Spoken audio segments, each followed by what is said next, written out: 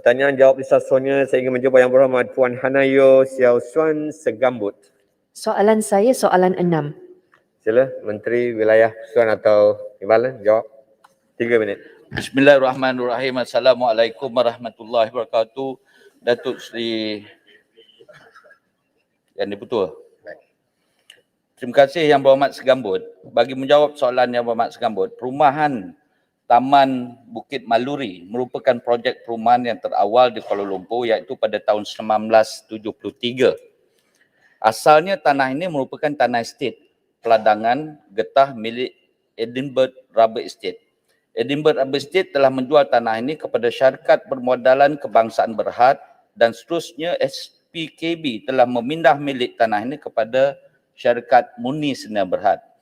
Tanah yang terlibat dalam pembangunan Taman Bukit Maluri berasal dari tanah milik GRN Grant 1417 Lot 153 dan Certificate of Title 11316 Lot 4026 Mukim Batu.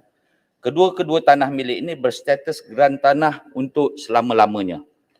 Pihak berkuasa negeri telah meluluskan permohonan pembangunan tanah oleh SPKB dan SPKB bersetuju untuk membuat penyerahan keseluruhan tanah menjadi tanah kerajaan dan diberi milik semula mengikut pelan perancangan perumahan Taman Maluri. Selain itu, SPKB juga bersetuju bahawa kesan penyerahan keseluruhan tanah miliknya ini menjadi tanah kerajaan dan akan menyebabkan perubahan ke atas status geran tanah daripada milikkan kekal selama-lamanya kepada geran tanah bertempoh ataupun pajakan. Sekiranya pemilik-pemilik tanah perumahan di Taman Bukit Maluri merasakan bahawa tanah milik kediaman mereka sepatutnya berstatus geran tanah untuk selama-lamanya yakni freehold, maka bolehlah menggunakan saluran perundangan yang ada untuk membuat tuntutan. Terima kasih. Terima kasih. Sila tambahan. Soalan tambahan saya, adakah pihak kerajaan boleh mempertimbangkan permohonan blanket conversion dengan izin memandangkan tanah ini mempunyai fakta perundangan dan juga sejarah yang sama. Kalau tidak, setiap penduduk kena pergi melalui mahkamah dan melibatkan kos perundangan. Jadi bagaimana sinergi ini boleh dicapai jika 50% pergi melalui perundangan, 50% lagi tak pergi. Jadi kita ada setengah lot freehold, setengah lot leasehold. Terima kasih. Terima kasih YB.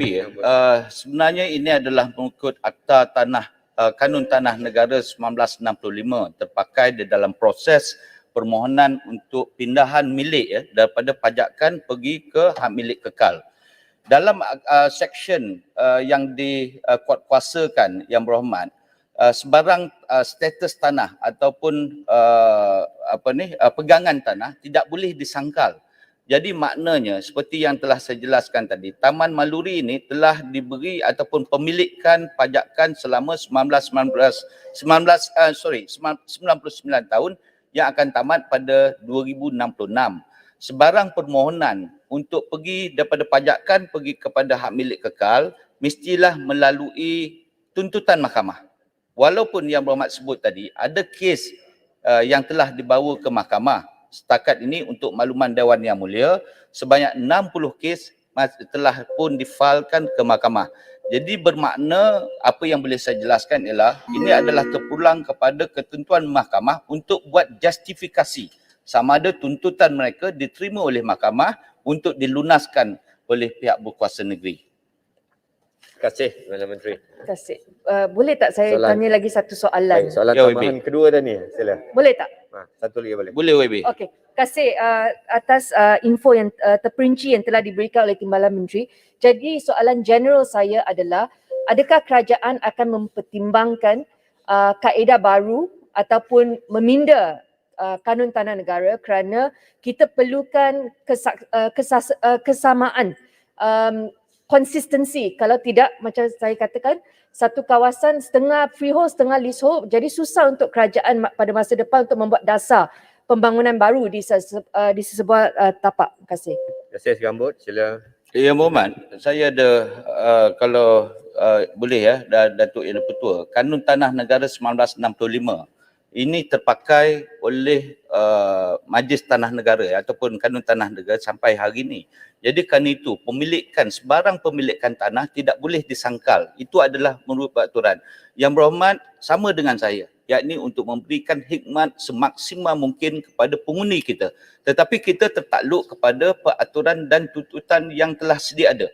Kerana itu yang berhormat, saya sebut tadi bahawa pemilikan sama ada milik kekal ataupun pemilikan pajakan tidak boleh disangkal. Maknanya pemilikan pajakan dia tak boleh mohon pada pemilikan kekal. Ini sudah termaktub yang berhormat.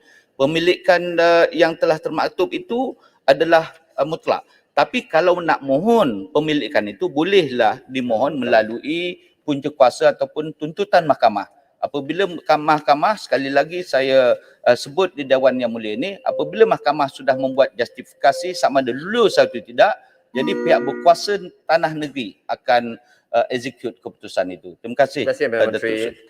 Pertanyaan jawab lisan suaranya saya ingin menjemput Yang Berhormat Tuan Haji Wan Hassan